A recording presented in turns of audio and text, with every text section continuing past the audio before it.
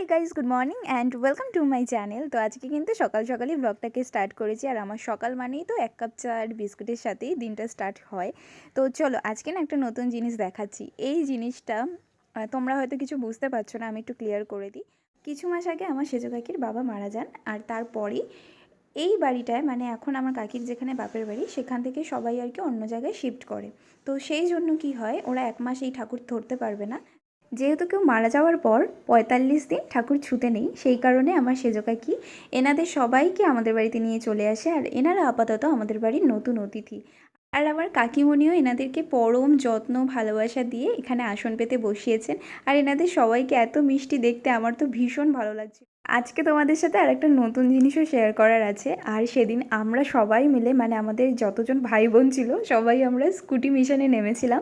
কারণ আমাদের সেদিন একটাই মোটিভ ছিল যে আমরা সবাই স্কুটি চালানো শিখবো। মানে এর ব্যাপারটা হচ্ছে, কিছুদিন আগে আমার ছোট কাকা আর মনা মানে আমার জেঠু, এরা দুজনে এই স্কুটিগুলো কিনেছে, ঠিক আছে। তো তারপর থেকে আমাদের সবারই একটাই মোটিভ যে আমরা এই চালানোটা শিখেই ছাড়বো।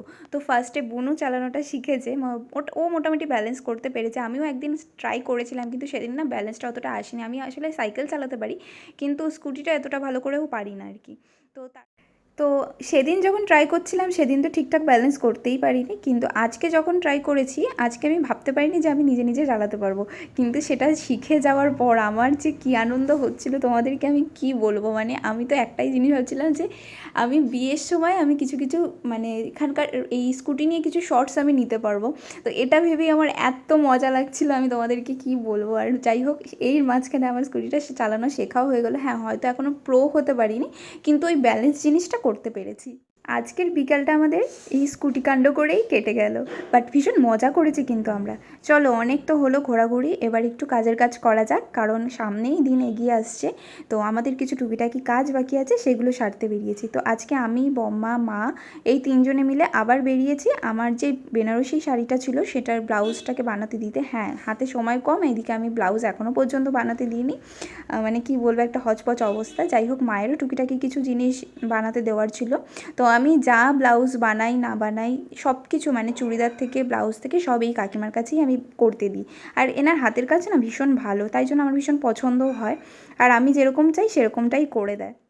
সব ব্লাউজ যেহেতু এখান থেকেই করি, তাই ভেবেছি যে বেনারসি ব্লাউজটাও এই কাকিমার কাছেই দিই। তাই জন্য তো এসেছি অনেকটা আশা নিয়ে, জানি না কি করবে, হয়তো ভালোই করবে। মানে বি পজিটিভ। এই তিনজনের ব্লাউজ বানাতে দিতে দিতে আমাদের মাপ দিয়ে বাড়ি ফিরতে ফিরতে প্রায় 10টা বেজে যায়। তারপর বাড়ি এসেই কাকিমণি এরকম চাউমিন বানিয়ে দিয়েছে, আর আমার এত খিদে পেয়েছিল, এটা যেন তখন মানে একদম পুরো অমৃতর মতো লাগছিল।